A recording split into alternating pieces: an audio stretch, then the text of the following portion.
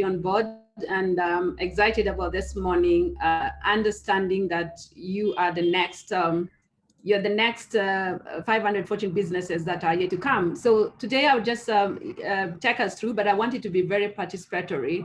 And Brian, I liked what you started with, which was just to make people type, because we're going to have a session.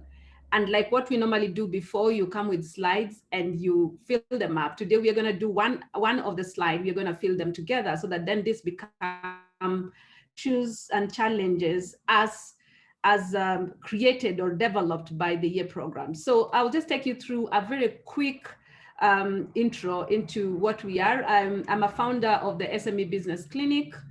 SME Business Clinic, as the name suggests, is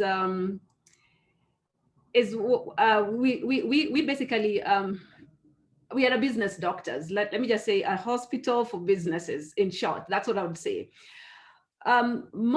Every time, so often, you will always go to a hospital to check care of your health. Either you have a headache, or either you have an issue with your tooth, or you just need to have a mental check or a health check. But we realize that most often businesses don't actually have that kind of checkup. Nobody's looking at the business. Do they have the vital signs? Is everything okay? So that then we can actually reverse some of the statistics that have been there, that the businesses don't meet their second birthday, nor do they get to their fifth birthday. So if at all they get it somewhere, then they will, most likely they will die, as it were. So we are here, we are passionate about reversing that narrative. We would like to build strong businesses, help in system supports and do all that. And from there, then we see how the businesses can grow. But importantly, it would be important to notice, and I don't know, Brian, you can chip in here, whether all are these startups in terms of their business ideas, are they developed, so that then we can have, I just can have the audience together. Just would you kindly help me with that, Brian? So I think this is a good opportunity for us to test the engagement of the young entrepreneurs. So is it possible for the young entrepreneurs just to tell us, using the chat function, are you a startup, at what stage? Would that work, Marceline? Yeah, yes, it would. It'd be important for us. And Brian, if you can just help me take the notes, so that while I try to I try to share my PowerPoint. Not a problem. So guys, please use the chat. Tell us, where are you in your startup journey? How many years, say, for example, what is, where are you? Are you at the pilot? Are you, you've had 2 years with your startup? Has the experience been like? Use the chat function to make this engaging. Remember, this is going to be one of those sessions where we just want to listen from you and hear from you, so that Marceline and the business clinic, as she stated, is able to support you in doing this. So I'm not seeing people chat or use the chat function. Okay. MVP, Daniel says MVP. Okay, good. Just a quick question also, can you be able to see my screen? Not yet. Oh, okay. That's strange. Let me try again. So I can see there is an MVP, there's 5 years, and then there's prototyping. I'd like to invite the other young entrepreneurs on the call, just tell us, where are you on that startup journey? And as well, if we have any business support organizations here, maybe you could also share what type of organizations you by and large support, what stage of businesses you're working with as well. Yeah. It seems people are feeling cold this morning, and then their fingers are a bit frozen. So typing is becoming an issue. But if you can, just try and share with us, where you are, on your startup journey, so that Marceline is able to just support you as much as possible during this workshop and moving on. Thank you, Wekesa. I can see you've said prototype.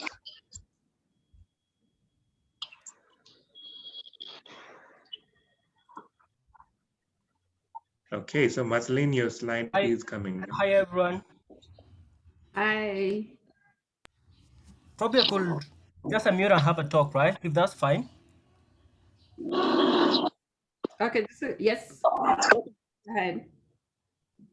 My name is Edmond. I am with VSO, that's Voluntary Service Overseas. We're based in Machakos at the moment with a project supporting young entrepreneurs, basically startups. So we have a model that we really follow, whereby we recruit young entrepreneurs, basically young people that are interested in business, and we take them through the business development support process. Then at the end of the day, we kind of just support them the startup kits. Then we, Okay. try and give them that opportunity to go forward. Okay, Almond, we will probably give you an opportunity later. So we just, since you're also doing what we are currently doing, so maybe at the end of the workshop, maybe we can give you an opportunity to just then showcase. So I'll just, the reason why I wanted to ask this was where businesses are and what stage, so that then in my discussion, we can actually be able to bring everybody on board, whether you have just a business idea, whether you are already in business, you're at MVP, as some have alluded to, or whether you already are beginning to now grow stage, at a growth stage. While the focus was really in terms of the startup, when we're looking at those at ideation and all that, but please just follow through, because there are certain things maybe you didn't do when you're doing your MVP, or you need to go back and listen to or check through your business idea or clarify certain things. So I'll just quickly give you, I give you what we do. Basically, this is our story. We would like to share the story, the narratives of our successes as well as our failure. We want you to, of course, people to journey with us, but who we are, we basically are limited. Sorry, Marceline. Yes. Sorry for cutting you short. Do you mind just putting it on full screen? So okay. that we're able to see. Yeah. So somebody can help to admit it, to admit the people joining, right? Okay, cool. All right, so basically, so we are building, we were incorporated in 2014, but as I've mentioned, I've been working with all kinds of SME, from really the mamambogas on the roadside, to people who are selling from their booths, to businesses that have grown. So while the company was incorporated in 2014, but I've had more than a decade of experience, if I say, in terms of working with SMEs, seeing the challenges and all that. So we basically incorporated the company in 2014 to register it. Part of the process was for us also to really understand the process of what an SME goes through and where the challenges, so that then we can be able to address them. We are passionate about building strong, viable business. We have developed unique customized solutions, which of course inspire and would nurture and grow the businesses. So what we do basically is check on the vital signs, like I said, business idea or nurture it. Sometimes you have a business idea, but bounce you through, talk to the entrepreneur, understand what they're going. If you're already in business, where the challenges are. So we have different tools for different stages that you are in business. That's why I needed to know where we are, so that then if we need to do something else that is separate for those that are already in business and at a growth stage, then we can do that. We do help, of course, in business processes and system. Of course, provide some hand-holding support, training in that sense. We do customize one-on-one, where we do mentorship, and then we also try to make you investor ready. The services, of course, we offer are those. Basically, we also help you with if you need some back office support, like accounting, human resource, payroll, communication design, those are part of the things we do. But we have developed an in-depth diagnostic tool where then we help. But for businesses that are already in operation, we actually come to do sort of what we call forensic, just to understand where are the issues with the business. And often we find different things. Sometimes issues are with either the business needs to relocate, or the business idea, the competition. We look at different kind of things. So over the years, we have understood a lot of things. Sometimes the issue could be also with the entrepreneur needing to open up. Sometimes the issue could be that they have an issue with the human resource, they're leaking, if things are leaking and all that. So we basically then help different kind of things. And once we have done the in-depth diagnostic, we probably then begin to take you through the care. And that is why we call it a clinic, as it were. Anywhere we used to do some capital injection, a short-term capital injection, where we think that that is what is required as an angel investor. And then we also provide the business training. So this is the slide that I wanted us to develop together. As an SME, whether you are a startup, whether you're at ideation stage, whether you're at MVP stage, whether you're at already a business that is growing, what are the challenges that you are facing or that you have been facing, or you can just speak on behalf of the SMEs in Kenya? So I'd like us to probably just either type in or unmute, and then we can now fill in this this chat so that then we can continue. Are we together? Yes, I think for just to ensure that we get everyone's input, I would request to use the chat function more than unmute, because I believe some people are still on the road. Just to avoid that background noise, it'll be best for just people to use the chat function. But there is, I think, someone had shared earlier on, and that is Samuel. And then this is true to most of the businesses at this particular time. And he's saying that currently it's being hampered by the pandemic. So that is a challenge that he's experiencing. So we'll encourage the young entrepreneurs on the call. Just, I can see people are still typing. So there's building a team.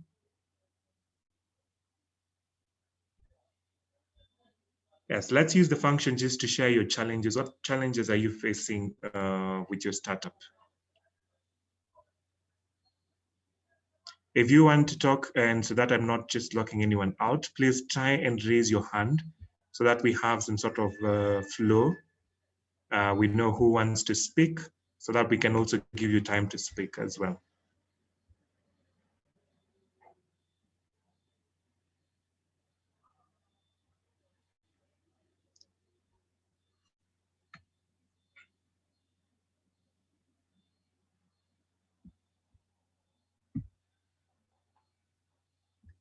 So I can see someone has raised their hand. Benson, please, yeah, you can unmute and then just share with us, Benson.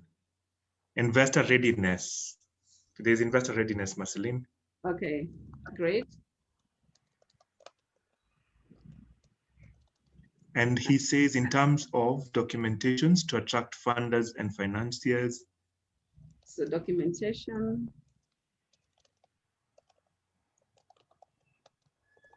There is market penetration. So with the pandemic, the business has been very slow. Maintaining customers.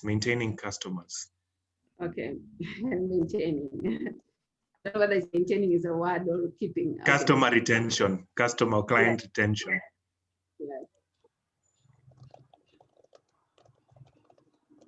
So if you're just joining, we are using the chat just to help Marceline understand what are our challenges, the challenges that you are experiencing as a young entrepreneur. In whatever stage that you are in, you can either use the chat function, or just to be orderly, we can use, you can raise up your hand, I will see it and give you some time to just talk as well.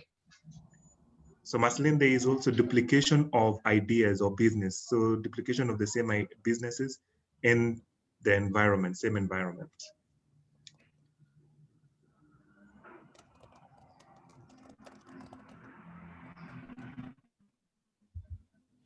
Great. Is there anything else that is pressing? I was looking for something that I've not seen.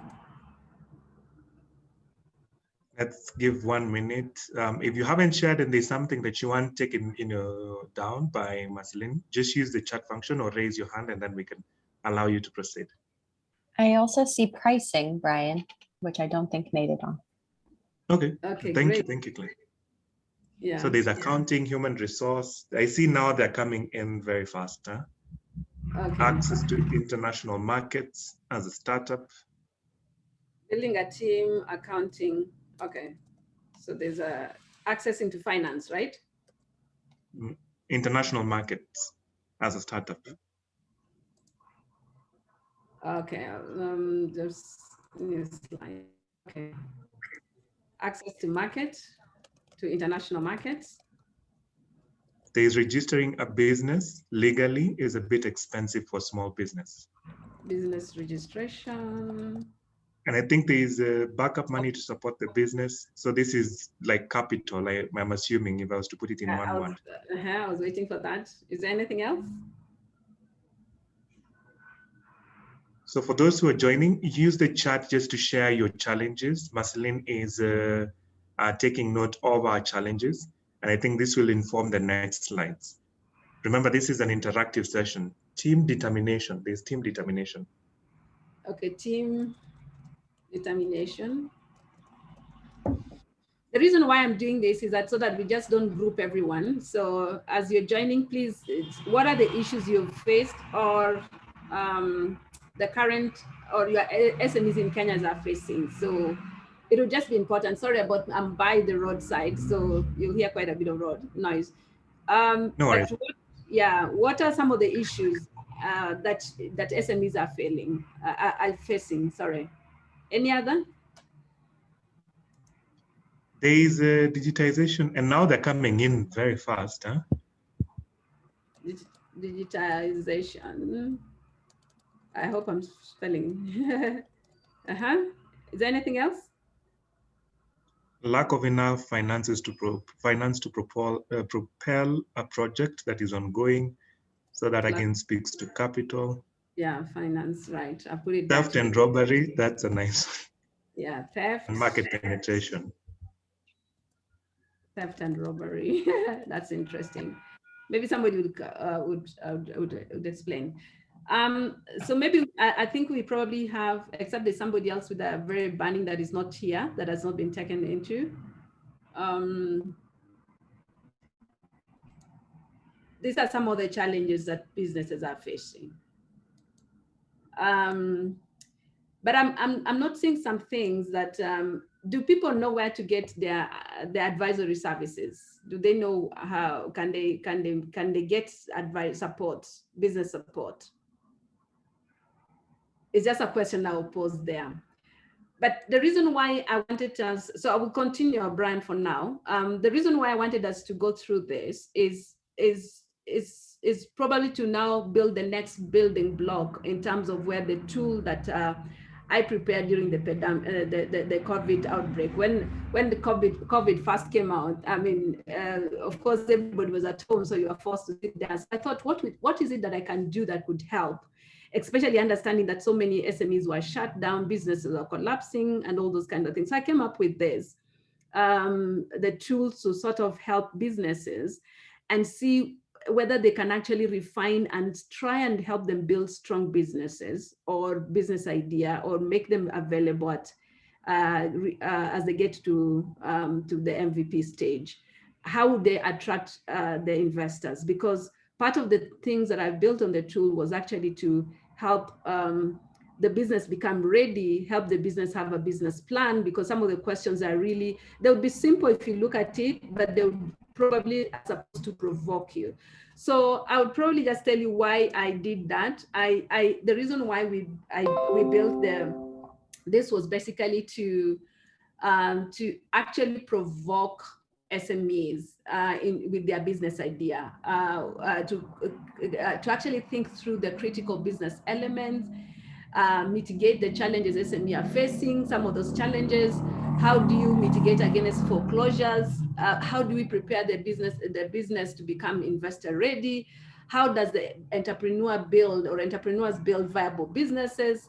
How do they develop a business and plan? I think ultimately at the end of the preparedness, the SME preparedness tool, a business should be able to think through some of the ideas. Some of the ideas you think are the issues that we are facing, like duplication. You find that there's a lot of lack of innovation. People are sort of, they have had you, that you're going to Dubai, you are bringing some things, you've made money, tomorrow everybody's off to Dubai coming in. So what that brings is competition, and very bad competition. Now, I'll just give you an example.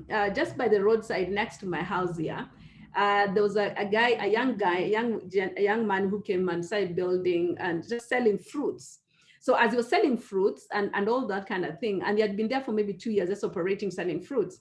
And then I think the beginning of this year, somebody came and built a very nice next to the place, created a space for people to sit in and started selling fruits at the same time. So you see what happened? It was going to kill the business of this guy. So I whispered to the guy and I said, you need to up your game, because what has happened now is that you've been there for long. It's either how do you retain the customers, how do you provide them variety, because this is what your competitors come to do. And that is some of the things that we actually don't think and take market research to understand what is going on in our environment and see how we can be able to do. And then the other thing that I would say, most of the entrepreneurs and most of people you find SMEs, people are actually more hustlers than they are entrepreneurs, because entrepreneurs, you are there for the long haul. You are resilient into the processes that you're facing. You are not challenged. You now look at the next level, as opposed to just saying, okay, I'm here to make money and tomorrow I move on. So that then it's just not a tender kind of process, but you actually want to build a business that in the future will create employment, will provide for many people, and actually then the business can actually grow to be a big entrepreneur, from small to medium to a large entrepreneurs. So that was the reason why we set up the SME preparedness tool. So which is what I want us now to go through. I will put in the chat for everyone, so that then people can actually get right into it, and we start then going through the tool. Okay. Sorry, Marceline, as you do that, there is a request. Do you mind just angling your camera just a bit? I think the entrepreneurs would like to see you, and we're only getting to see half your face. Sorry. Sorry, you're on mute. Okay, is this better? Just a little bit lower if you can. Okay, That's good. That is good. Let me just make it stand out somewhere. Okay. Cool. Good, thank you. Okay, so I'm sending a chat to everyone so that then we can dive into the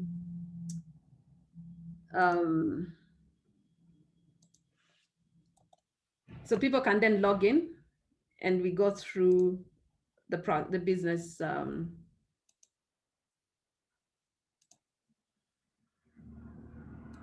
Has everyone tried to log in? I think you're yet to share the link, or I'm yet to see it. You did? Okay, sorry. Have you seen it? Nobody has seen it. This is interesting. Okay, I think there it is. I've seen it and I've joined it. Nights up, nights up. Okay, great.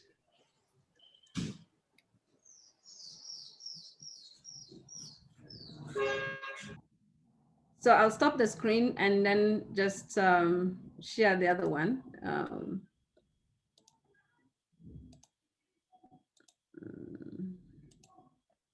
Okay, so are we together? Are we there? Can you see my screen? Not yet, but if you've been able to log on to use the link to get to that tool, maybe can we see by a show of hands if you've been able to just go on to the tool so that we see if anyone is experiencing any challenges. Thank you for the guys who are raising their hands. Amazing, the thumbs up. I like this, I like this. Okay, so if you're yet to see the link, it's in the chat. So just click on the link and you'll go straight to the tool.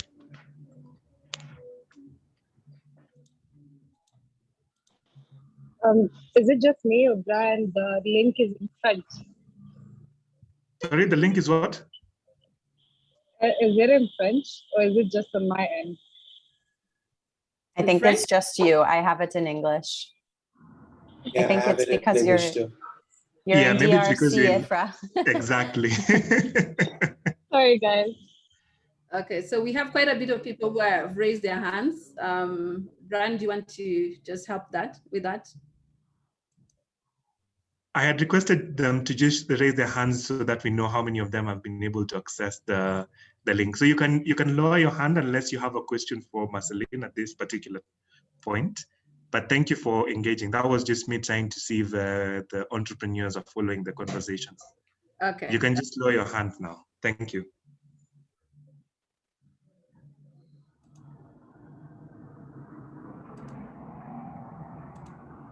Okay, so I guess this is where we all are. So basically, as I mentioned before, that the other essence was really to help us get the business ready to grow. So that we are looking at different elements. And there's some background information that we've put. So you cannot proceed until you've put your email, the things that are required. But I also wanted to understand some of the characteristics of the entrepreneurs we have. Who are they? Sorry, this probably, I was just trying to do something. So I think this is where we are. So what we would want us to do is to really go through these questions, and as you help us take through, so that then we know what kind of support that we'll be able to do. Brian, I don't know how you'd want us to do it, but basically I'm expecting that if people can just actually take through as we go through along, to make it easy, and then so that by the end of session we should be able to be done, to have completed the questions we want everybody to answer. Is that okay with you? I think that's fine. Okay, so basically this is a background about the entrepreneur. So you'll find some question we'll ask you, so that because we think this is important. So we'd just like you to give us 3 options that best describe you. Who are you? A self-starter, a risk taker, builder, a leader, attacker, somebody risk averse, follower, consolidator. It's just maybe an attacker. So maybe I think this I just need to, somebody who attacks. So what is the best thing that describes you? And I think please, as we're going on, just be feeling. And if I'm fast, or if you need any clarification, please raise your hand so that I can be able to see. And Brian, because I might not be able to see, I'm sharing my screen. Brian, you can let me know. Why did you set up your business? What was the motivation? Because this also is helping us to really understand who you are. I don't know if we are all together there. So that is the second question. We would want to understand why you set up that business. So, okay, so it will not accept because,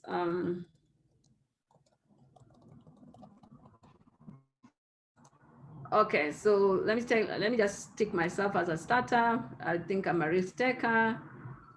I consolidate, just 3. So why did we set up, what is the main motivation for setting up your business?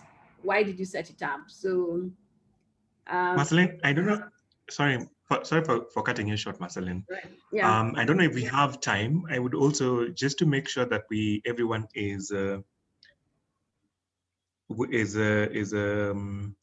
with us. Yeah. I don't know if it's possible also just for people just to also just share this on the chat function, like some of the things that they feel that describe them. Like, for example, are you a, follower, defender, or something like this, just to ensure that we are not losing anyone. Okay, great. I was just thinking about in light of the timing, but we are good. If that's fine, I'm okay with it. So please include in the chat what you think you are as an entrepreneur. Are you a risk taker? Are the chats coming in, Brian? Not yet, but we can proceed. I think they will share as you continue. Okay, so I think the next thing was really about setting up the business. Why did we set up the business? So sometimes people set up because there is actually a new product in the market. You want to introduce a new service or a product. Others because they just want to generate some income. Others because they're pursuing their passion. Most you find because they're not employed, so they're looking for something to earn their living. So that becomes, self-employed. Others because they have an impact, others because they've been retrenched. So it really depends on the reason why you set up the business. So I can see some chats coming in. Brian, you want to read them?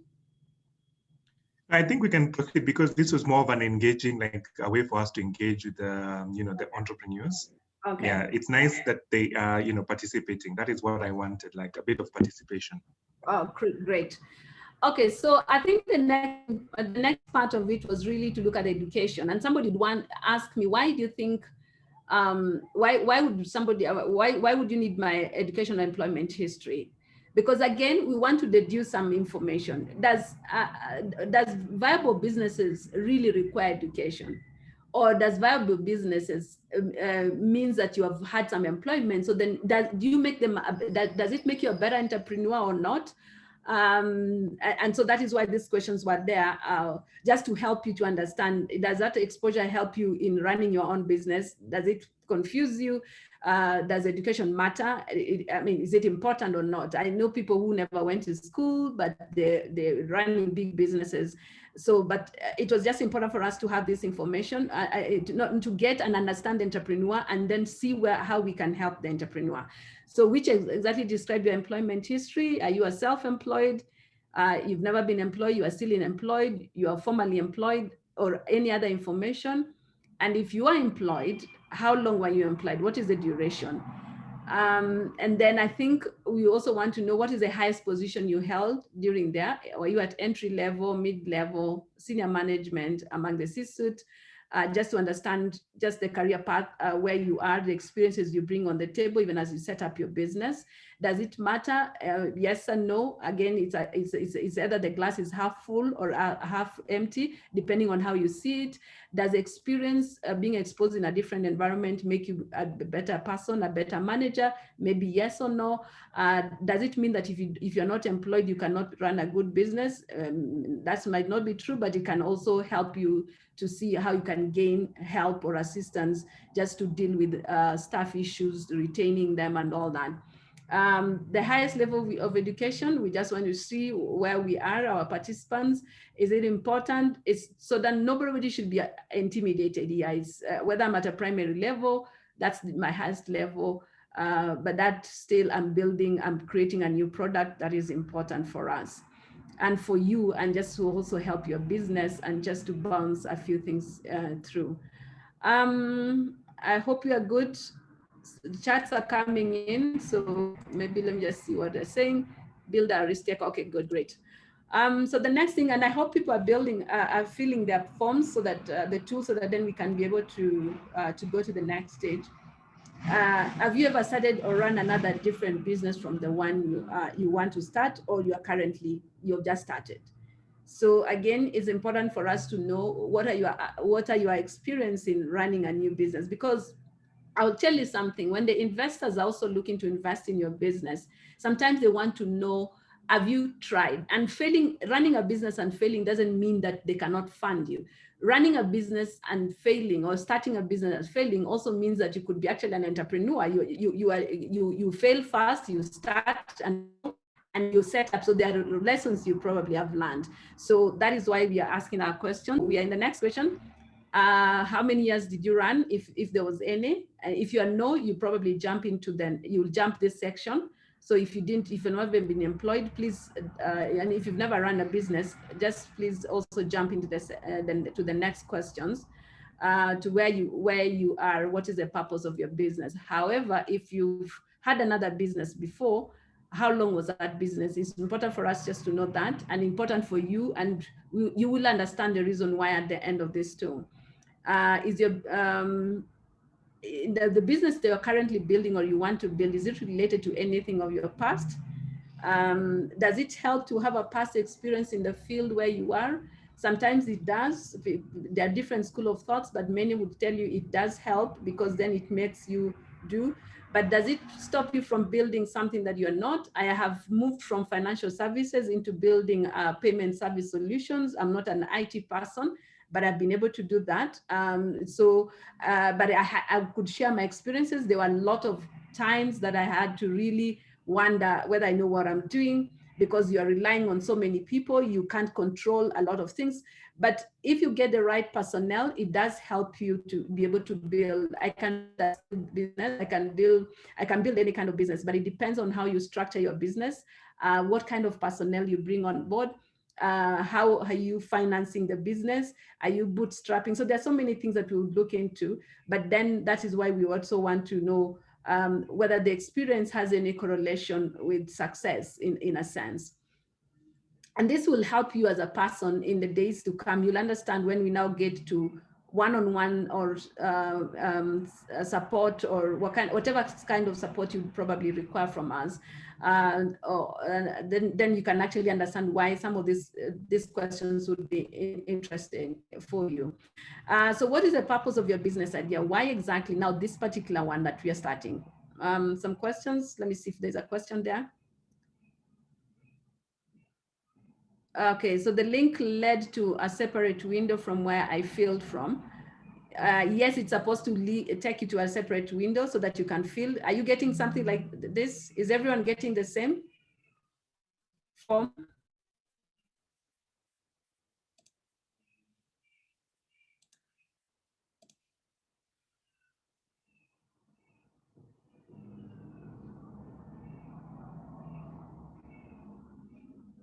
Okay, so somebody has just finished filling their own funds.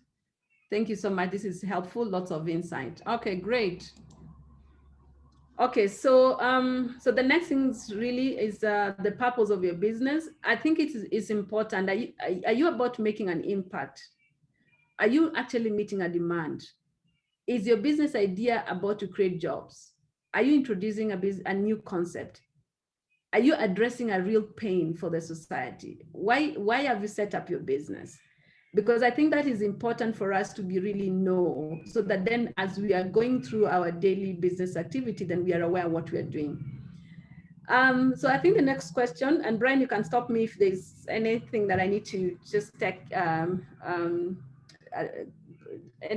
get my attention, anything you want me to address.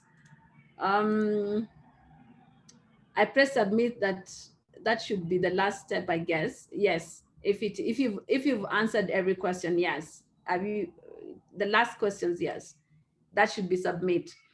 So what is a business problem or market challenge you want to resolve? So there are various things that we have raised here. Cost inefficiency, because some things are very costly. The unmet needs, strengthen markets for SME, create the products that are unavailable, and employment. So it really depends on what it is that you're trying to resolve, and for who do you want to solve it. Because it's also important for you to know who are you resolving. This actually talks to you about the target market, target group, because sometimes people do and set up business, and people come to me, they have very good ideas and they have raised it up and it looks nice, it sounds very nice on the table, and then we say, okay, so who have you set up the target? Who are you targeting? Then actually they remember, oh, everybody. Then you begin to think, okay, will everybody afford the price you have put on the table, that the price tag that you have for this service or for the product you're selling? So it makes you now begin to think, and I'm trying to help you begin to think about the business and different elements, because now we are getting into who is your target group, who is your target market. And if it doesn't fit anywhere here, please, there's other you can fill in. And then when you're looking at this problem that you're trying to resolve, how big is the market? Do you even have an idea of the market size? Because I can say that, oh, it's just in my estate. Is that all? What happens? Will that be able to sustain you after you've met everybody and people have bought your product? It's important to actually look at the market size. Is it scalable? Is your business scalable? Is there a market? Can you get a market share of this market? Who are the leaders in the market? In the market. So it's important for you to know. And I just gave some very figures here. And it's okay if you do not know, because if you do not know, then it means we can actually go back to the table and to the drawing board and help to go through the questions that one has, etc. I have a question. Marceline. I have a question. Yes. There is a question. Sorry for cutting you short. There's a question. And that name is just difficult. And he's asking. It's called Winston Tony. I have a question of market niche, niche, I think, versus market, mass market. Does one give you advantage of the other? When you're doing a mass, it actually depends how you look at it. The mass, you get the volume.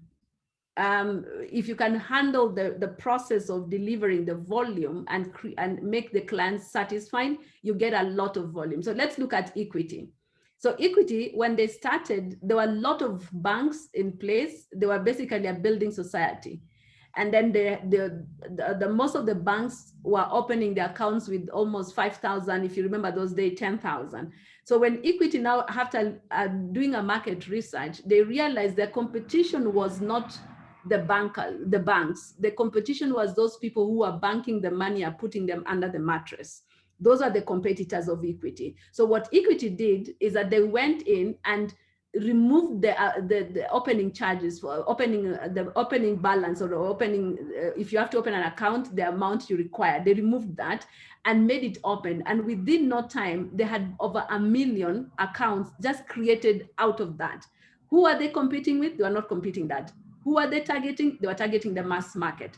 What did they do? They were able to address the issues that were affecting the mass market and why they were not bankable. So they decided they were going for the unbankable as opposed to competing with all the banks that were banking. Now, if you look at that, they went for the mass market. They created their products, they had channels, they had systems, and they had that. So they were able to do, and then they made it affordable or they made it for free. So the question is, as you go for mass market, have you looked at the costing in terms of the cost of producing or developing your product or service vis-a-vis now the target group? So that then you know the mass product will give, the mass market will of course has an advantage. It will give you quite a huge market.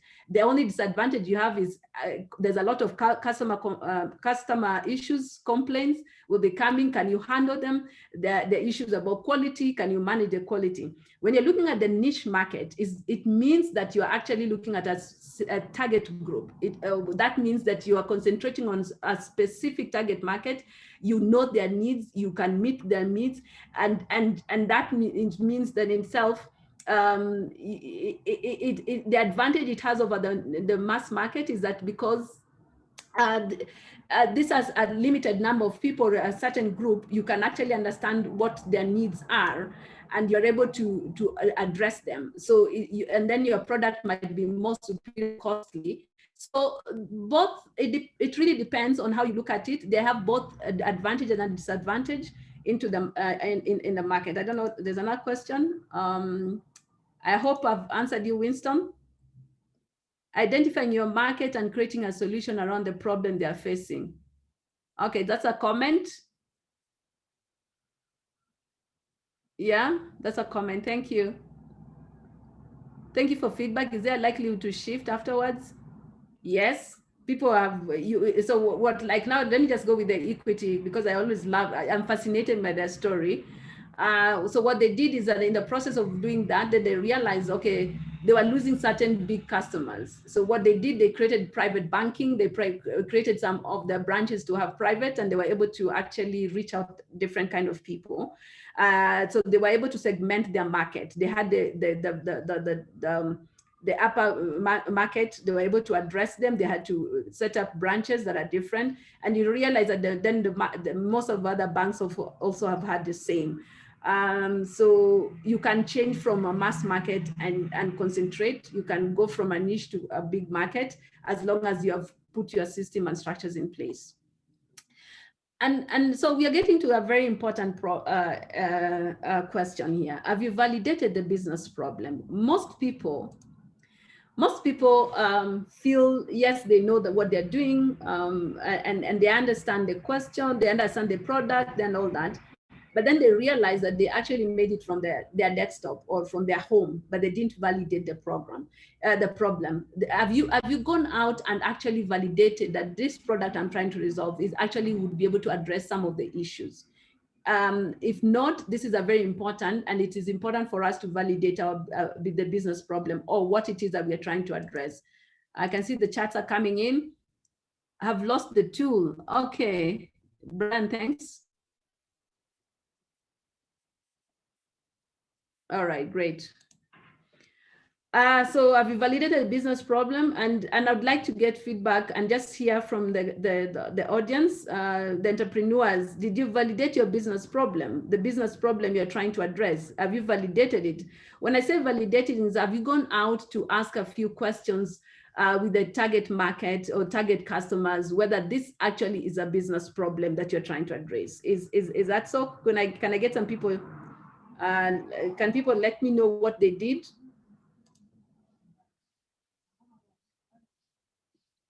Are we together? Am I losing my audience? Did you validate your business problem? Just a yes or no. It's not a crime if you didn't. We can always help one another. Yeah, let me read this.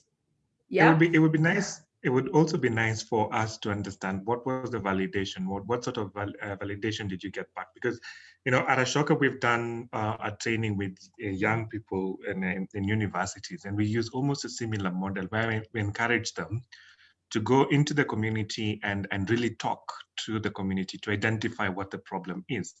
And validation you can get, validation means that you're opening yourself up to the, beneficiary to get some a response. It could be yes, the product, service, or solution works, or no, I think you need to rethink the approach, or this cannot work here and stuff like this. So it'll also be nice for the, the entrepreneurs on the call just to tell us a little bit more on the validation process. If yes, what was that like? I'm sure some people here who are prototyping are yet to do validation. So maybe we can use the chat also to just say, what was that process like for you? Say, for example, I see Benson said, yep, with, with an exclamation mark. So what did that look like for you?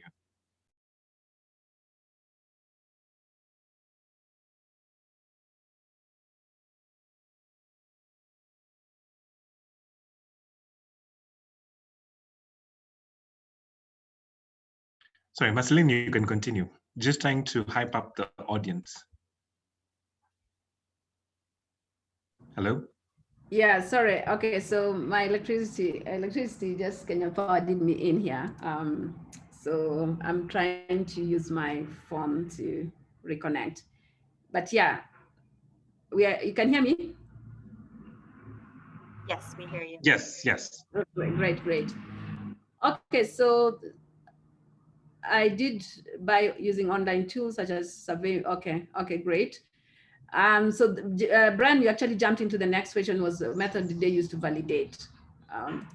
Yeah, so we've only gotten one feedback. They use online, the monkey survey, so they did a market research. Anybody else that just sold the product? Is there anybody who sold the product to try the market?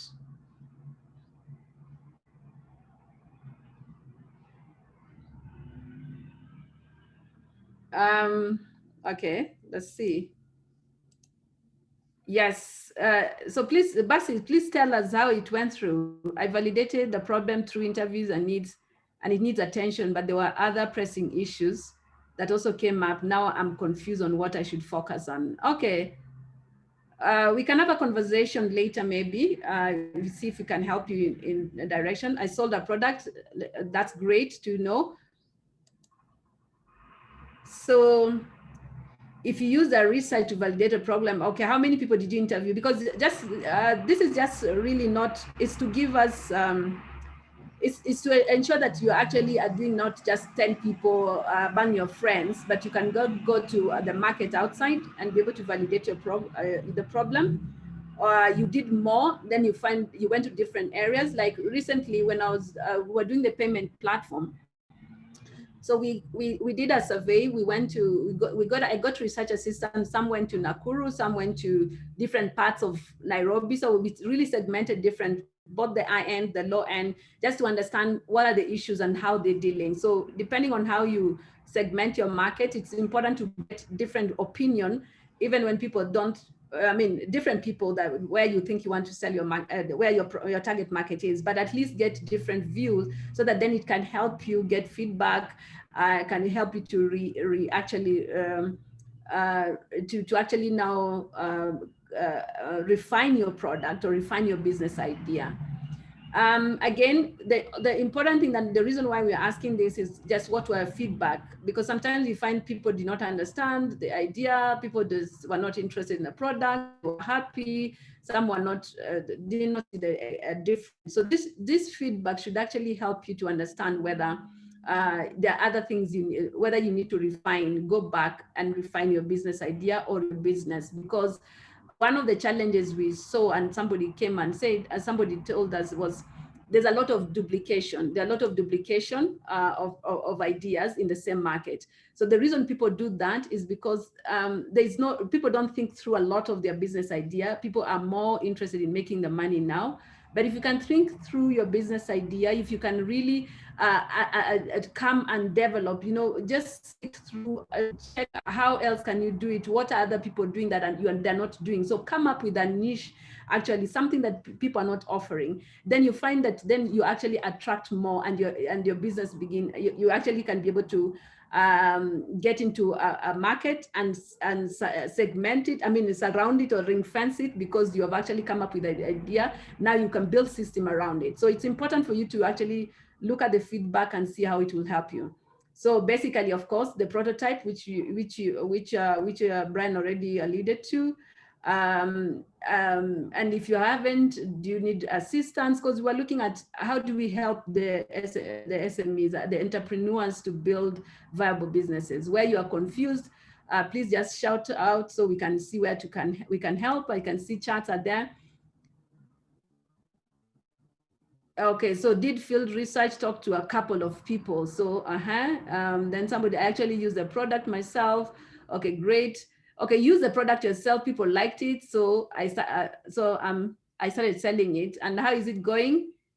Somebody else is saying, yes, we have been selling the products to over 2,000 individual clients, and every day is also a validation process, meaning we are learning every day. Great, I love that, Samuel Njoroge. That's thumbs up. That is really a process, because once you've, what entrepreneurs and that people also entrepreneurs do, or one of the mistakes that entrepreneurs do, is once that they find that their product is okay and they have sold maybe even 1,000 pieces, a lot. Once they have sold 100, they feel that their product is good. So one thing that we need to do is to ensure that every day is a learning process. And thank you very much, Samuel, for that. You keep improving and refining. Don't settle. As good as that is, keep refining your product and keep going. And that's good. Also, that is well done. Basi, I hear you. Thank you for that feedback. Okay, so again, we just wanted to know whether anybody needed to bounce off the ideas. Sometimes it's just good to bounce off a few people, to experts, so somebody can help you think through, ask you some questions, some tough questions that you may not ask yourself. Know how many people you validated it. If you did for only 10 people, no, that's really not a good sample size. You need to go quite a bit, just do some more, then you can know whether it makes sense, feedback you get, and you keep refining. So Samuel can actually share experience. We'll give you an opportunity for you to do that before we finish the call. So again, this is very important. And this is the only thing that will make us come from a market of duplication, Me Too strategy, because there are a lot of Me Too strategy. Somebody has seen someone is doing very well, has sold 2,000. Tomorrow, right next to Samuel, I'll go and put my tent there. And I also say Me Too. So there is different kind of strategy. So there is the early adapt, you use whatever strategy, but let's avoid the Me Too strategy. Just try and refine and bring something that is different than what has been brought on the market. So you must give people a reason why they should use your product. Is it compelling? Is it unique enough? And if it's not a unique, can you get some assistance in crafting a compelling value proposition? Because one of the challenges we are having is that there's no value proposition, and the investor world, they're looking for what is that compelling. Can they be convinced by your business, your business proposition? Is it compelling enough? Is it unique? Is it attractive to them? Because once an investor can see it's compelling, they will always you've gotten their attention. You'll find that you will get different requests, or people ask you further questions because they're interested in your business for funding. Of course, I was asking what really differentiates your product, because it's really important for you to know what differentiates you in the market. People must be able to know, customers should be able to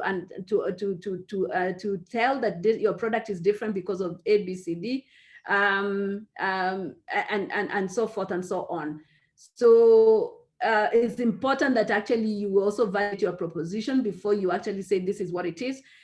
Even after you've done the business idea, then now you're looking at your value proposition, validate it as well. Now, I would like us to bring us to what, of course, this is what business schools will teach you, but I would like us to go through the business canvas. Business canvas is about internal activities, which is actually somebody, you look at your business and you're looking at the very key, you're looking at the almost 9 building blocks about your business. How the relationships that are there, the channels that you will use, the costs and the revenue, the customer segment, the key partners and key activities that you're going to do, and the value proposition. So the value proposition is usually at the center, and then you now feel these things. So that, because then it makes you actually think through your business. Most of us don't do, you only look at one aspect, that I can actually sell my product. But the question, you don't think, okay, the cost of selling the product, the cost of moving this product, how does it look like? How are they interrelated? Who is the customer segment? What is the channel, the best channel that I can use the different kind of segment? If I'm having different market segment, how am I differentiating my channels of delivery? What are the key activity? Who are my partners? Because every business must have a partners. What are the cost drivers? What are the revenues that I'm earning? So that then we know that whether this business is sustainable, whether this business, we're just barely making it, whether this business has potential. So it's important for us to actually look at the business canvas. And even if you don't have an idea, there's always help that can be provided for you to actually think through. You can actually download a business canvas model and be able to just think through your business. For example, Samuel, would you just maybe unmute your mic, your microphone, Samuel? Yes, here I am. How are you? I'm very well, thanks. So Samuel, tell us, what is your value proposition? So mostly is making sure that our clients are able to get the right, the right pricing, affordability, and much more engaging beyond just the business, something that can give value to the communities that they are in. So that, okay, for me is what we usually do here. So what can you be able to, have you been able to undertake, can you tell your key activities? Can you be able to just share with us, because we could be your customers as well? What are your key activities? Our key activities include safaris. Okay. We also do corporate events, okay, team building activities. Right. For individuals, for any other person. However, we also have now our unique bit is that if you buy a service, a package from us, we are, yes, able to help you impact the community. That's what we really want to showcase out there. So your value proposition is actually in your business, you're trying to impact the communities, right? In a way with where you're taking them, whatever the earnings coming from there, there should be an impact to the community. How do you impact the community? So for example, we use local and indigenous local guides. Yeah. We also support actions like maybe there's a women group that is doing beadwork, so we will take our clients down there so that they can also buy those products from the communities at the ground. Excellent, excellent. I love that. Okay, so who are your key partners? Our key partners include now like other tour operators, because we don't have all the vehicles by ourselves. So we have now what we would call the suppliers, hotels, and accommodations in different parts of East Africa. Okay, so your key partners are hotels. Okay, so the hotels, governments. I mean, okay, you say hotels. Who else did you say? Sorry, transport providers. Transport providers, right? Anybody else? Yeah. No, I wouldn't say other Okay. because the other. Okay, so I can tell you another key partners. The tourism board. Have you considered that they could be a partner? Yes. So what I'm trying to say is that when you're doing the business canvas, you actually look at the entire business. You actually list out the key partners. Yeah. Sometimes you didn't think about the tourism board as your key partners. You didn't think about the airlines as your key partners. Those are an additional partners that you should have on board and see how you can interact with them. Let them know that you're there. Your key partners could actually be, okay, corporates, organizations. You can look at big companies and tell them if they want to go on safaris. Those are some of the key partners.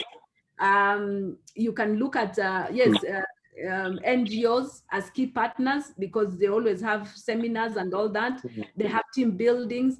You can actually have a lot of partners. I hope you're writing them down as they're coming. Those are key partners that you have. Actually, that's the learning opportunity I was talking about, that every day we are learning. Great. Excellent. Okay, so do you mind to tell us your cost drivers? Our cost drivers, right? Yes. What are your costs? Like, what are the expenses you have? What are key expenses? I can give you an example. Is like staff salary. Exactly. So our staff, then of course marketing is a key issue to us. Yeah. Marketing, social media platforms, and also investing in capacity building. For example, my investment in time. Yes. To like attending such forums, like yes. For capacity building. Yeah. Okay. So do you pay rent? Yes, we do. Okay, great. So those are, I would categorize that to administrative costs, like office rent, the telephone, the internet, computers, and software. Okay, so as I'm asking Samuel these questions, please ask yourself the same questions and put them down so that then you know what your key costs are. What are your partners, activities that you're doing? What is your value proposition? Because sometimes when you write it down, it looks like then you ask yourself more questions. So Samuel, again, I'm with you. What are your revenue, like in terms of what are the areas that brings you revenue? So I think I can tell is the when you're transporting the tourist or somewhere to the place, or just give us some of your revenue drivers. So for our revenue drivers includes transport, right, and packages in the tour safaris. Yes. We also have hotel bookings where we get commissions, and then we also sometimes consult to other smaller companies where we offer services to them directly. Okay, so if you hear what Samuel is saying, is they have some key revenue drivers. One of them, of course, is the fee or commissions that they get from the hotels. So what is your revenue driver? What is your revenue earners or lovers that you probably get? What are those that you can write for your business? It's important for you to know the different kind of things that can bring you business. Samuel, I know if we sit together, or one of us here, you will be able to get different kinds of, we think through a lot other additional things that you probably have not thought that could actually earn you business. Yeah. He's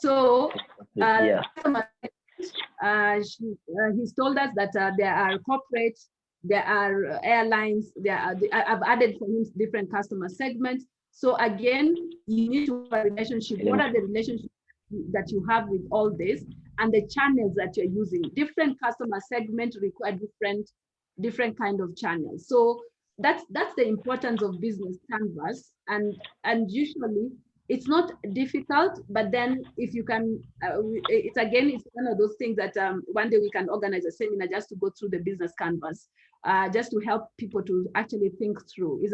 You can actually think through your business and whether it makes sense or not, whether there's a value proposition, because people can bounce questions for you.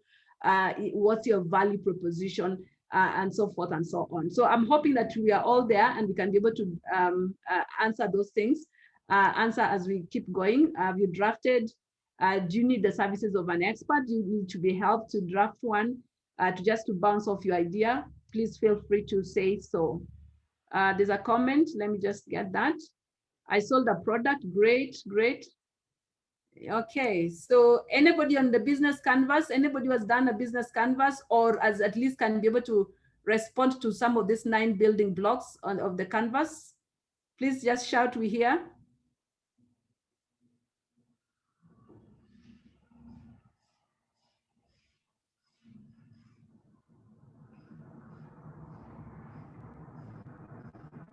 I'm waiting to hear from anyone. Anybody who has ever looked at this, or is it helpful to you, the business canvas? Would it help you to put your entire business in one paper?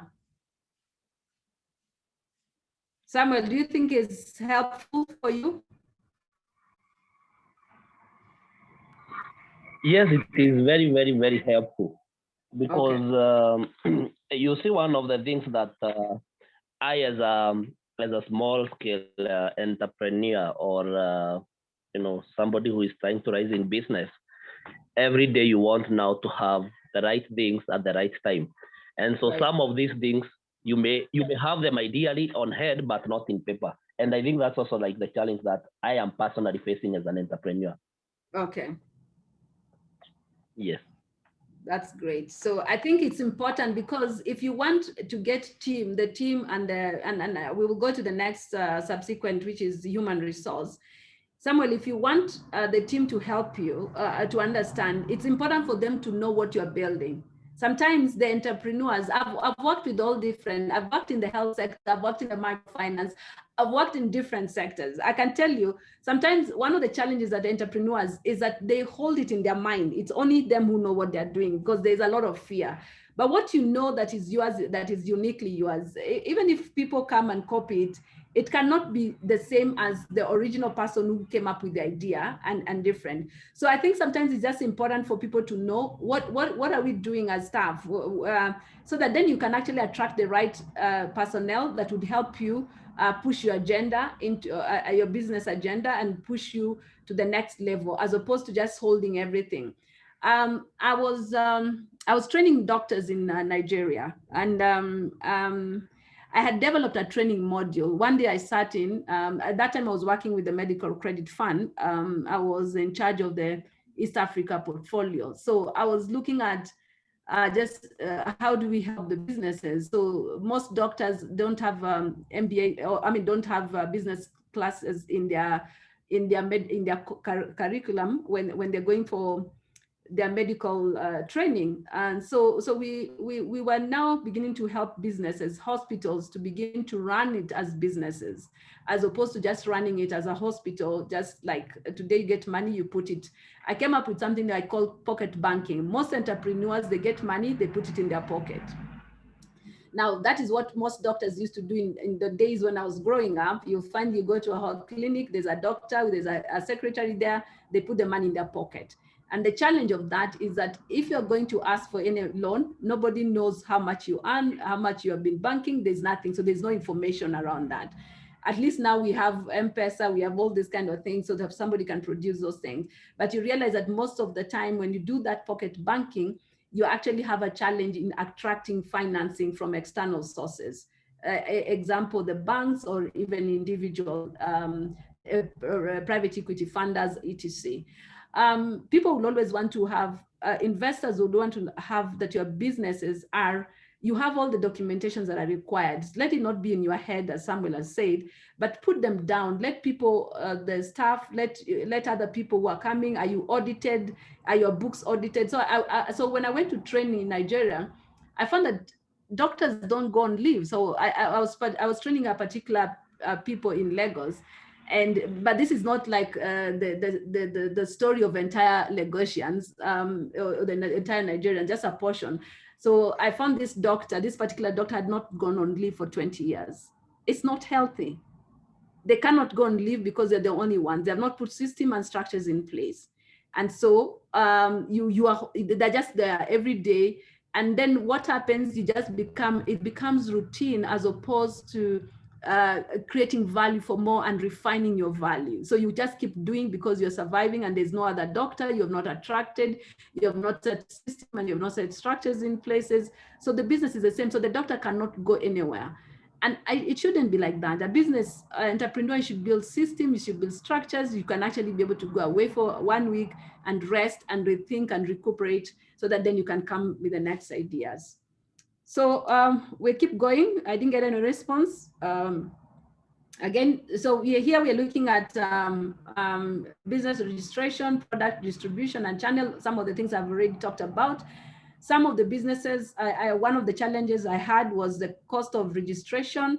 I think the government has changed now. Initially, you could actually register your business name with about 800. I think suddenly you will have to I think it's only about 10,000 for you to be able to register your business.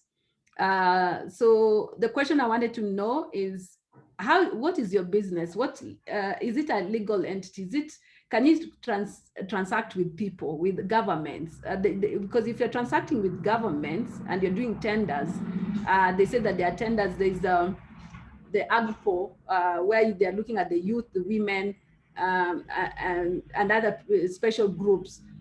Can you be able to, are you certified? Do you have an AGO certificate? Are you registered?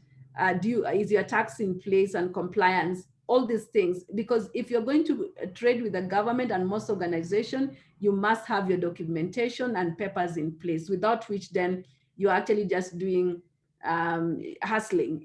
So you can't be able to proceed or grow your business because you have to have your documentation in place.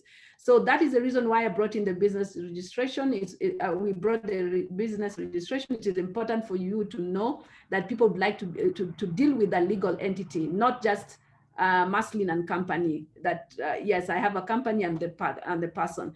Whether it's a sole proprietor, that's fine, but it's a registered, that would be fine. Whether you're doing partnership, whether it's a limited liability partnership, whether it's a limited company, whether it's an NGO, whatever it is, that how you are registered, please, is important for you to actually do. If you have not registered your business, it's important for us to go through that process. If you need help of registration, please contact, we can always help. And then also it's important for us to know the different categories of where your business, are you in the service sector, are you in trade, are you manufacturing, are you doing others, whatever it is, that element is important for people to know what is the category of business. Is it registered?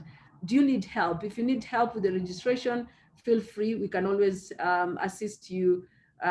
Because that is really on the internet. We don't charge for that. We just help you and show you how to register and where to start from. Then I think the next thing, okay, there's a comment here. BRB, can you tell us so that everybody understand I sold the product? Benson?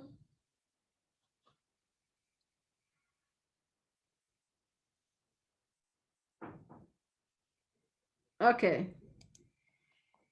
So before we now get into the next, can we just do like a 1 minute break for people to, I think Brian, you had suggested some break in between. We are halfway, so unless you want me to just continue.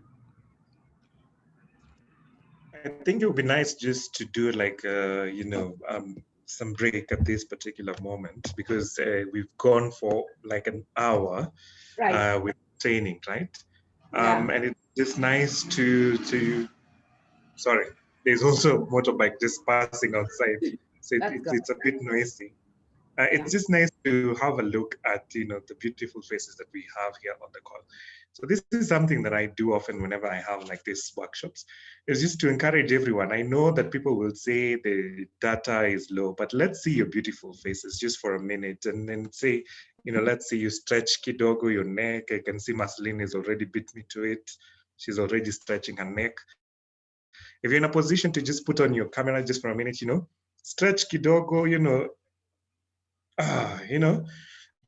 don't just sit down. Let's have, let's see some people. Yeah, something like this. I can see people are following whatever is going on. And I have another question actually for the entrepreneurs on this call. And it's quite simple, right? If you were to listen to one genre of music that gets you going, what genre would it be? Like, what's your favorite genre of music? Just use the chat just to tell us, like, what keeps you're dull, it's a dull day, and you want to listen to something. What's that music that keeps you going, that keeps you energetic? While you do so, take a break, go and use the bathroom for a minute, take, a glass of water, to just ensure that you're not, your throat is not dry and stuff. I can see a few people. What is drill, Ifra? I've never heard of that.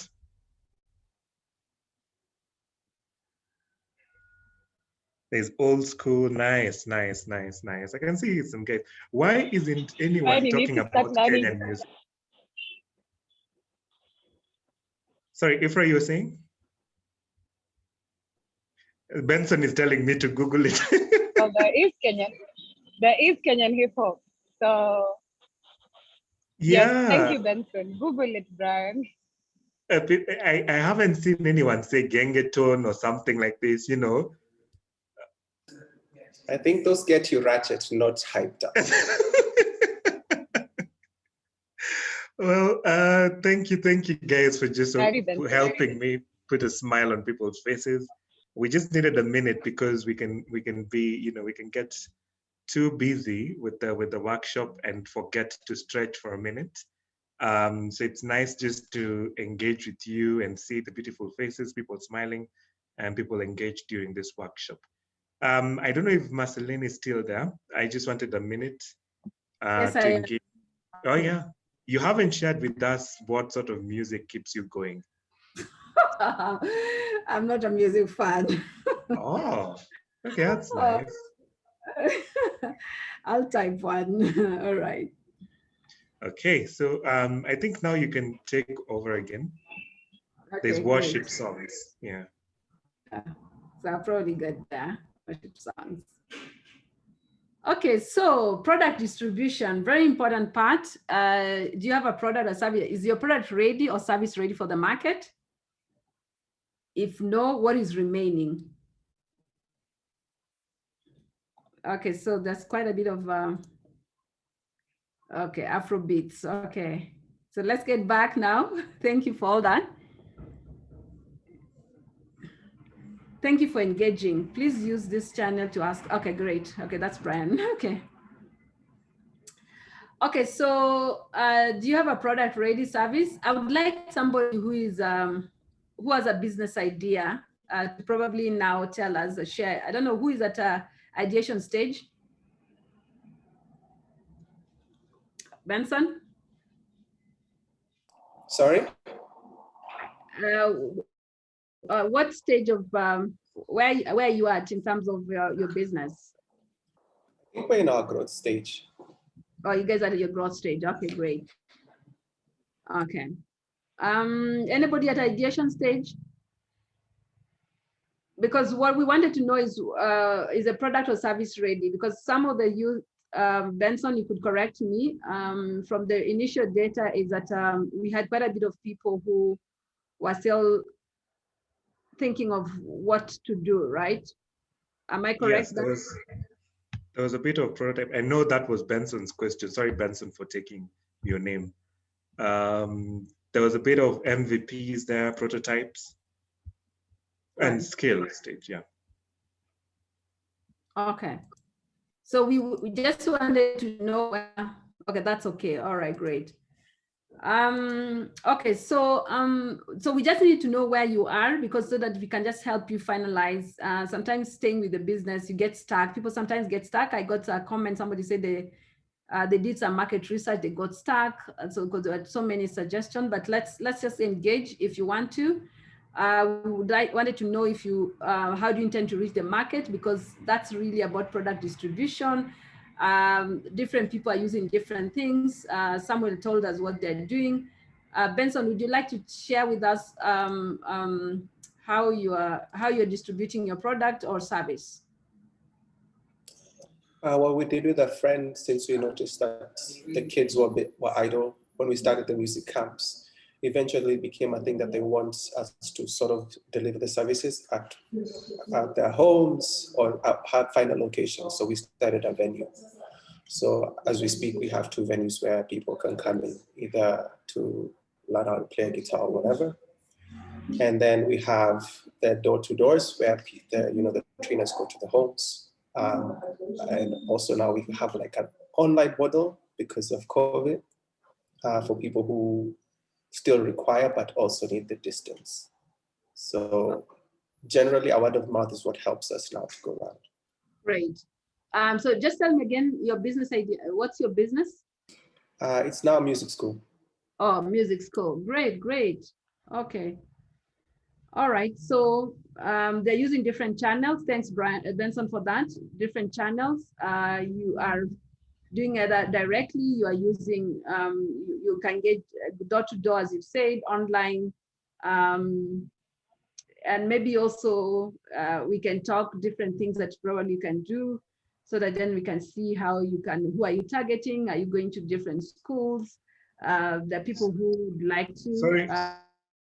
Sorry, Marceline, sorry for cutting you short. There is a request for you just to zoom in. I think some of the entrepreneurs cannot see what's on the screen. Oh, really? Okay, so how do you do that? Is anybody having a challenge? Okay, is that better?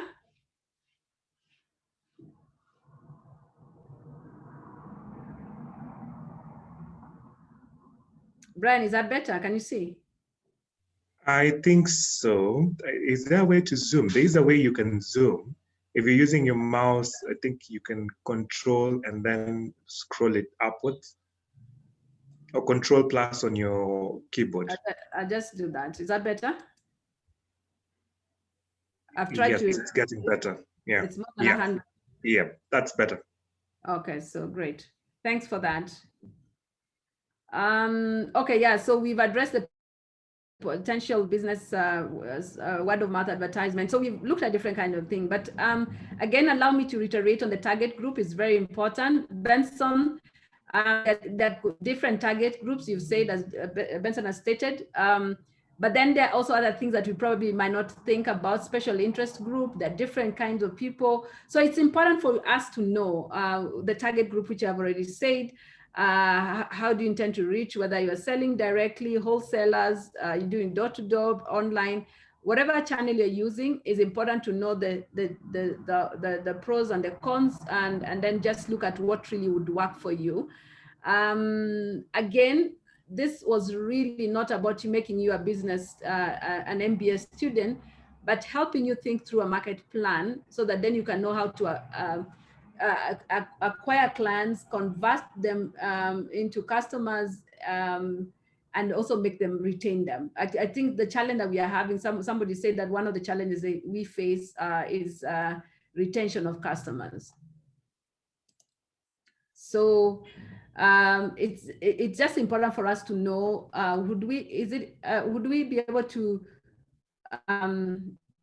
do we know who our target market is? Do we know how to acquire, convert? Because it's just one thing to talk to people, but it's a different thing to actually make sure that then you can convert them into a sale or into a paying client.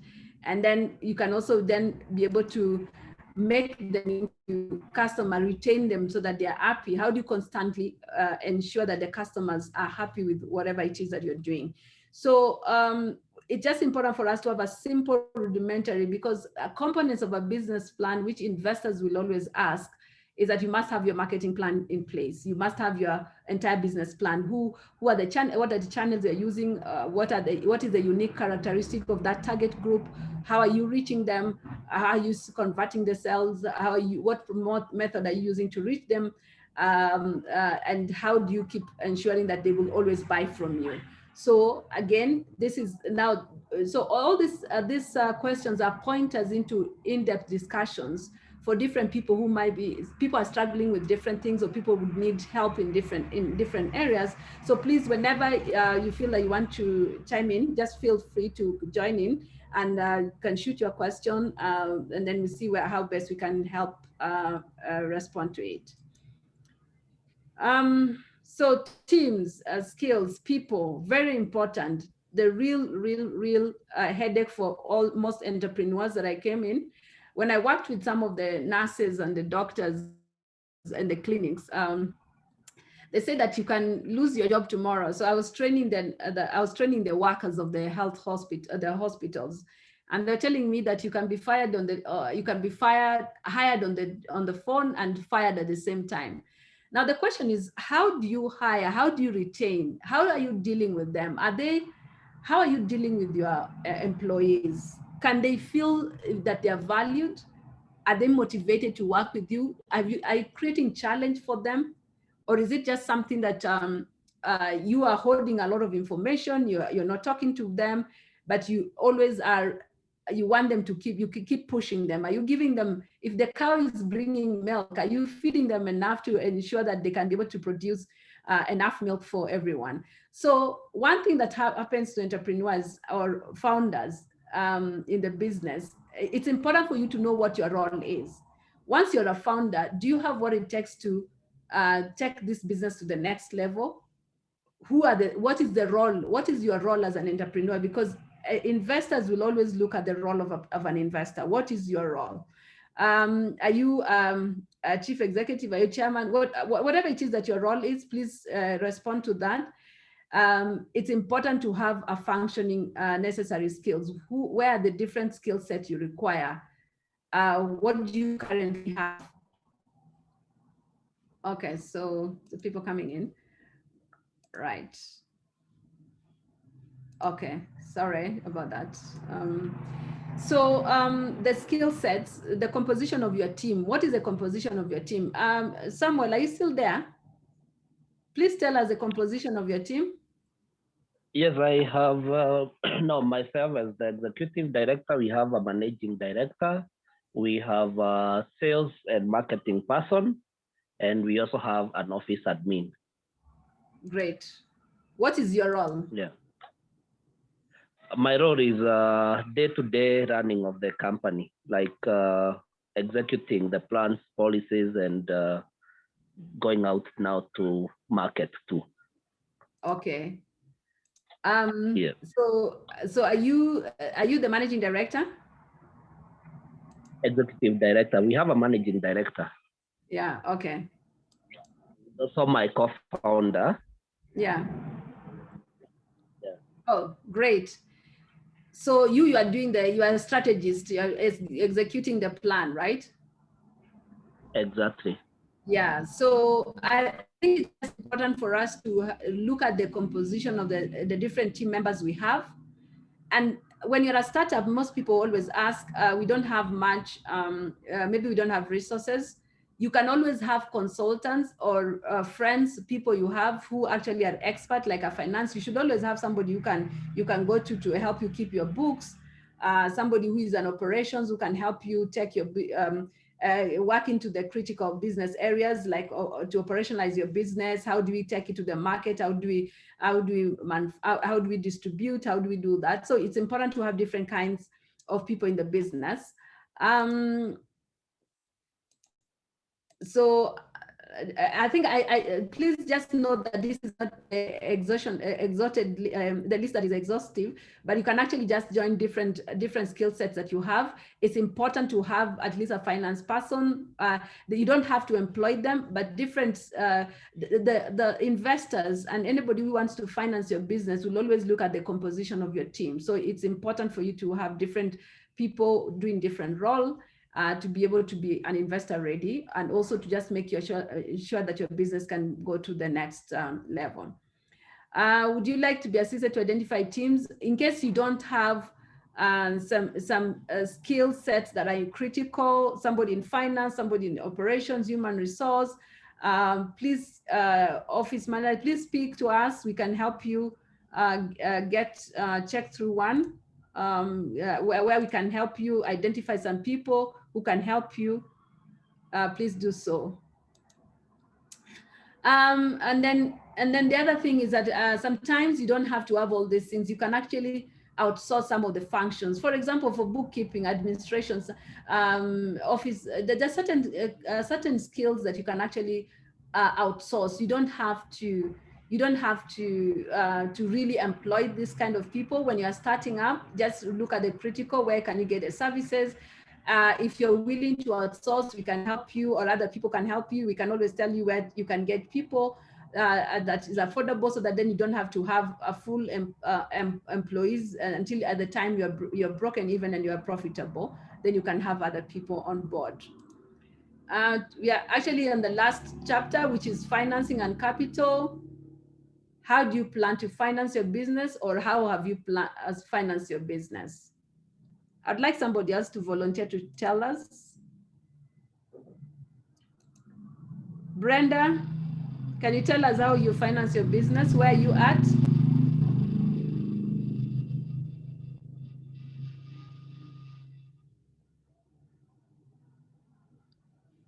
Is Brenda there?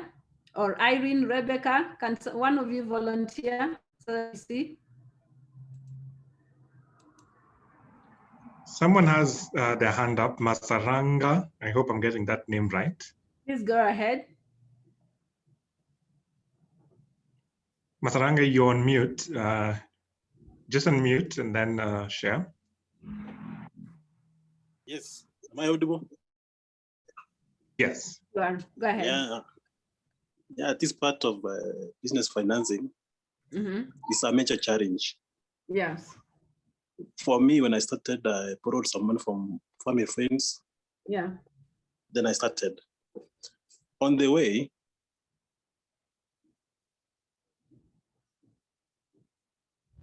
yeah. Did I lose him? I think, sorry, Masaranga, I think your connection is a bit unstable. Do you mind just turning off your video so that we get you, we can hear you? There you go. okay, am I now audible? Yes. Yeah, so when I started my business, I borrowed money from friends and from family friends. Yes. Then later on,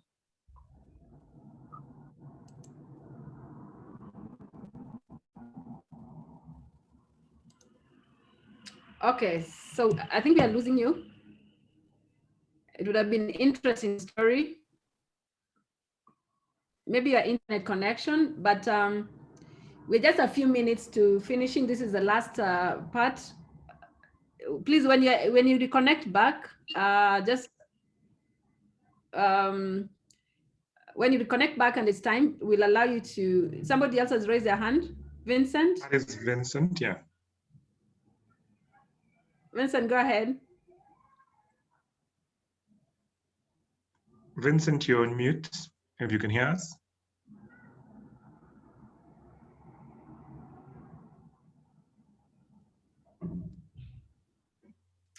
Okay. When you can talk, Vincent, we'll be happy to hear from you.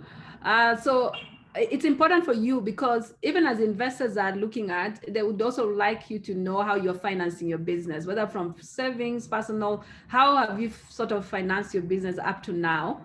And then it's important for you to actually prepare financial projection for the business.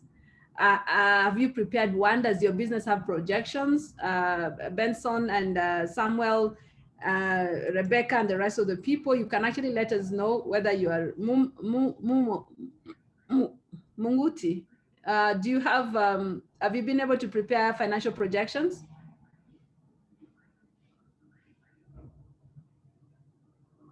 You're on mute.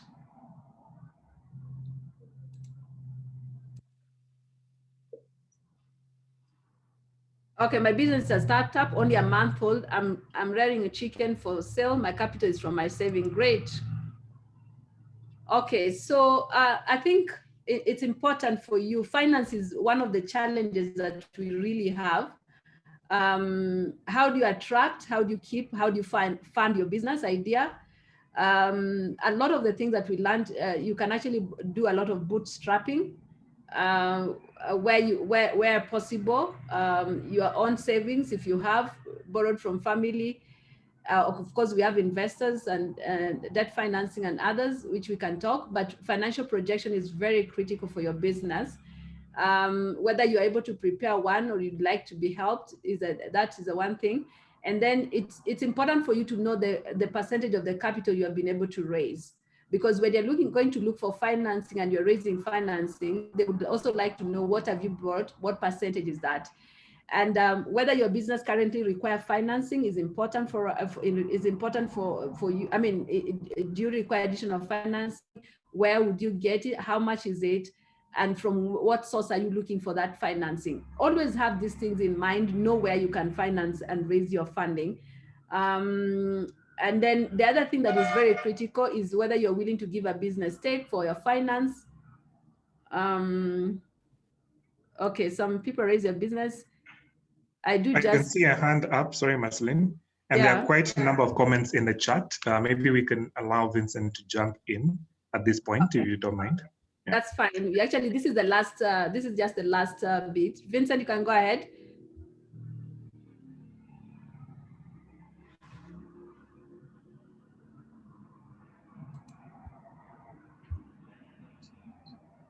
Vincent? Okay, I think as he just addresses the challenges he's experiencing, just thanking the team, because I can see a number of comments in the chat box, you know, where people are getting their finances from. Yes. And then an interesting statement here, which says avoid loans. So this is a good feedback. I do say just finance your business from your savings, avoid loans from banks. Maybe you can respond to some of these comments as you proceed. Oh, Vincent, you're finally there. Hello. Yes, how are you? Very well. I hope you can get. I hope you can get me. Yes, we can. Yeah. Okay. There are many ways of getting your finance to start a business. But personally, I started with my personal savings. Like you get 100, you keep it somewhere. I came to reach like 1,000. Then I started supplying drinking water. That is the sometimes some different types of water. Yeah. Then after that, it grew up. Now I have like 10,000. I started. Okay. Yeah. Oh, that's great resilience. He was able to start from 1,000 as personal savings. He has been able to start selling water. So he's built his portfolio. Currently, he has 10,000. I think, so these are questions that for you to answer. And this is important, that if you're looking for external financing, are you willing to give a stake in your business in exchange for the finance? I'd asked if you're prepared a business financial projection is important. And I think if those are the questions that I basically had. And then of course, the last was just to know the age and the gender of the person, so that then we can know who the audience are. I'll probably now, just before I hand it over, 1 minute to you, over to you, but I just want to read some of the comments and comments. The major challenge with starting a business in Kenya is the issue of licensing. I'm soon starting a retail pharmacy business, but getting all the needed licenses is still a challenge. I am with you all the way, Onguru. I understand you. I hear the challenge. Those are some of the things that really policymakers and international organization can actually help set in to help us really make it a bit more friendly, governments and all that. There's also something that somebody says, I think also a lot of people aren't sure how to do financial projection. Maybe you could quickly address. Okay, great, that one. Okay, so the financial projections is actually just looking at, you start up from how have you started? What is the amount? What is required? What is the capital you've raised? So you look at the startup expenses, you look at, once you put up all your startup costs, and then you look at, you begin to now look at the business. You look into from the expenses, you look into the sales, what do you require for you to be able to get to a place where your business is as broken even. Look at projections. If you are selling products, you need to know how many units you need to sell every month or every day to actually meet your target, so that then you can actually be able to break even.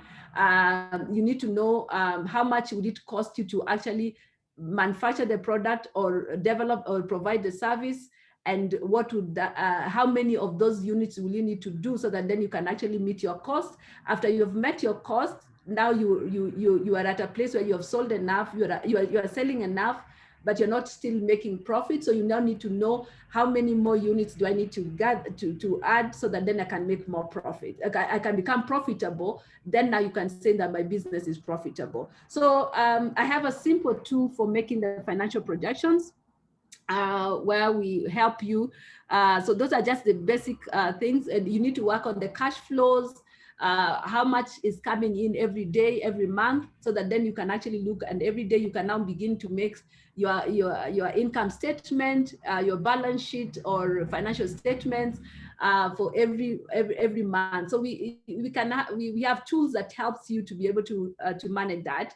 But because for us to go through just making sure it's more practical than what I'm saying.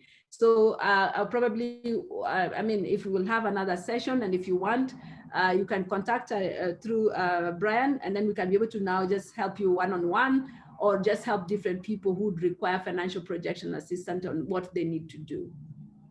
Over to you. I think that marks the end of the tool for now. Just if there's any other comments, otherwise I'm done. Next, over to you, Brian. Thank you.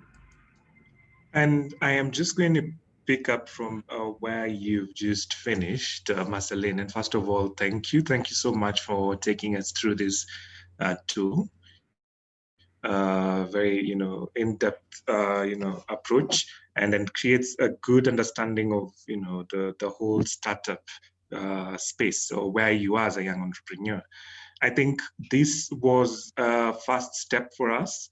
Marceline has a network of, leading entrepreneurs out there. And the objective here is for us to begin to know where we are as a network, as entrepreneurs. What are the challenges you're facing? And then tailor-make an experience that is geared towards improving your capacity as an entrepreneur, addressing your needs as an entrepreneur, and connecting you with leading entrepreneurs out there who can mentor you or guide you in one way or another. Marceline has actually said that she's willing to work with you and support you in this. I'm just going to go back to what Claire and I shared in the morning. So the EA network, which is being led by Ifra, who's also part of this call, and I'm going to allow the team also just to come back, is to support, is supporting young entrepreneurs in Kenya to grow. And this is being sponsored by the International Trade Center, and Ashoka is here to support that journey. We started this journey in early this year, and we designed a series of interactions, engagements for you, young entrepreneurs here in Kenya, so that you're able to understand, where you are as a young entrepreneur, how you can build your change-making skills. We have a WhatsApp group, and Ifra has shared the link, and maybe we'll share the link again. We have feedback poll that we're going to launch shortly. Just to get your responses. Did you find this valuable? Was this valuable for you? What's your take? Give us feedback, please, because we really appreciate your take. Use the WhatsApp group as well, so that we can continue to know where you are as a young entrepreneur. We really want to support you in this journey, and that's the essence of this partnership between Ashoka, the International Trade Center, and the young entrepreneurs. And maybe I can invite my, the team leads here who've joined the call also just to share. If you have any questions and questions for us, please use this time also to share. So maybe Ifra or Claire, if you can also just unmute and also just turn on your video so that at least the network gets to see who are the guys behind this.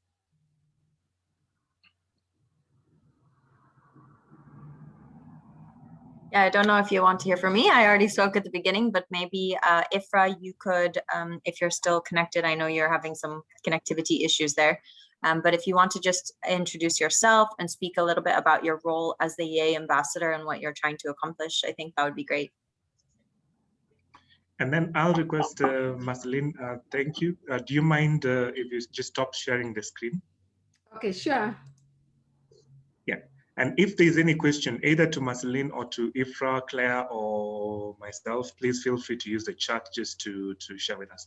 Ifra, if you're on the call, please just proceed. Thank you, Brian. Hello, everyone. It's nice to see everyone here. Thank you so much, Marceline, for this session today.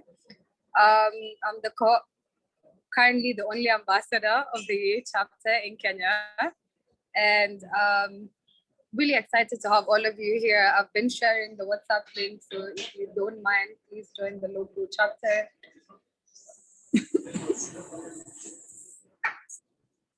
Sorry, guys. Not a problem, bless you. Yeah. Yeah, so basically our our anchor is Ashoka Africa, Ashoka East Africa in Kenya. Brian represents Ashoka on this call, and we've been organizing different, webinars, different sessions, different opportunities for young entrepreneurs in Kenya. And we look forward to more sessions. We look forward to building each other. So please feel free to join the community. We have the global chapter also that is Claire's just shared. So you can sign up there as well and just, link up with other entrepreneurs from, across the globe, learn about more opportunities. And, I know how important it is to have a community as young entrepreneurs, as an entrepreneur myself. So guys, feel free to join, welcome. We'd love to have you there. Thank you, Claire. Thank you, Brian. I guess that's it from me. Thank you, Ifra. And I remember in the group, someone asked, the vision and the role of the purpose of the group. We invite you to co-create with us more engagements. If it wasn't for Corona, we had planned more physical engagements where you get to interact and get to know who else is in the community. And we're going to see how we're going to do this. If we're able to manage this and ensure you're safe, we're going to try and coordinate this. Also, I think we were to do some site visits or even community building activities. We're going to see if this is still possible, but also being aware that this period of time, as there is a pandemic, and we wouldn't want you to be at risk. Marceline, thank you so much for your time. I think this was just the beginning where we were mining some sort of information from the network. We are building this network with the ITC and the YEA chapter. We have Edward, was it Edward or Edmond? Sorry, from VSO. And he really, Edmond from VSO. And he really is looking forward to seeing how we can work together. Edmond, we've been in talks with VSO and we will continue working with you. We can have a chat after this, and I'm sure Marceline would love to connect with you. Our role here is to facilitate these connections and ensure that you're growing. Can we take a quick picture before everyone goes? I always forget this part, but I think it's really nice to have a photo at the end, just to see, as you've been saying the whole time, Brian, who is here, and to get to know a bit more about this community, because indeed, as Brian mentioned, the point is really to create this community feeling where you can go to find other young entrepreneurs, to ask questions, to rely on them for support, to find resources, updates on funding opportunities like grants. That's really the purpose of this WhatsApp group, and also the platform is to create a space for exchange. So for the rest of you guys, I don't know if you're still here, Mick, Purity, Masaranga, Rose, if you guys can turn on your cameras just quickly so I can take a screenshot. I'll give everyone just a minute to get their camera on. I know it's taking up your bandwidth, so I'm sorry. But Brenda, Edmund, Vincent, Antonio, Wakesa, if you guys can turn on your video, it would be great. Cool. Okay. I think maybe that's We're coming to an end, so if you can just spare like a GB or something, or a few MBs, yeah. Just turn on your video for a minute, just a minute, so that Claire can capture our faces and smile, so that they see Kenyans are always happy. Okay, great. So I think, oh, now my Zoom is apparently crashing. Okay, there we go. Perfect. I will take it on 3. So 1, 2, 3, smile. Perfect. And I'll be sure to share this in the WhatsApp group. And it will be there just after this call. So also just FYI, we will post this on the EA community platform for you to watch again. So look out for it there as well. Cool. Okay, so actually we're on time. Perfect timing, guys. It's almost 5 minutes to the top of the hour. Thank you so much for your 2 hours. I know a 2-hour session can be exhausting, but you've stayed. We've had a consistent number all throughout. I know the bundles might, be tricky, but thank you so much. We plan to do this again. We are listening to your feedback and always ready to listen to get your feedback.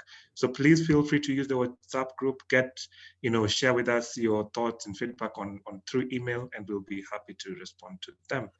I think if we don't have any questions for Marceline or for us, we can just come to an end. Yeah. Okay, good. Thank you so much, guys. Have a lovely, lovely evening or afternoon. Looking forward to connecting with you more and more on the WhatsApp group. So don't keep quiet. This conversation Yes. continues in the WhatsApp group. Yes. Cheers. Thank you. Your thoughts. Thanks, everyone. Have a good afternoon. Bye. Bye-bye.